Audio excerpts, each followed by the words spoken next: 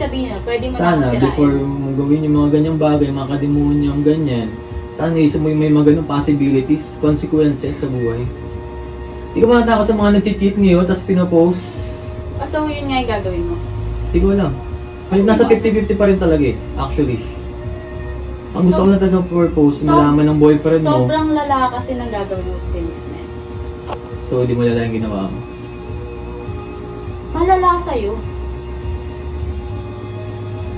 Alam mo yun? Wala na sa patimbangan. Alam It's kung, consequences. kung nasasaktan ka doon, I'm sorry. Pinakapati natin Kung- yung joyride mo. Kung napasok ka sa relationship namin, sa away namin, I'm so sorry. Yun You're lang. not sorry. You're just sorry because you got caught. Kasi nahuli ako. Diba? Tama. Pero nagsasorry pa rin ako. Hindi ka sorry. Hindi ka sorry. Nakita ko sa mata mo. Hindi ka sorry. Ano bang gusto mo sabihin? No, wala. Alam ko kung ano lang yung sincere. Sa hindi. Wala akong hinihiling na mag-sorry ka. Wala kang hinihiling, so binibigay ko. Okay. You're not sorry. I'm so sorry sa nagawa ko sa'yo. You're not sorry. Kailangan mo. Sige na.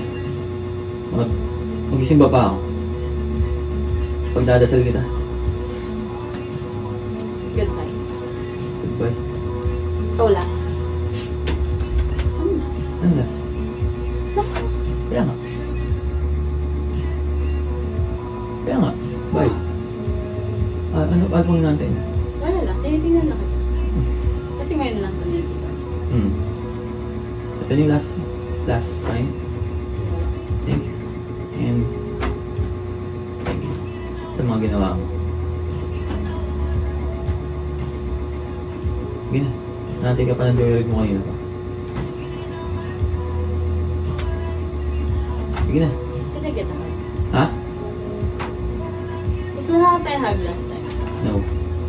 Wala na talaga. That's your last time. Okay. Goodbye. Bye. Wala bang tao dito? So update na lang kita namin.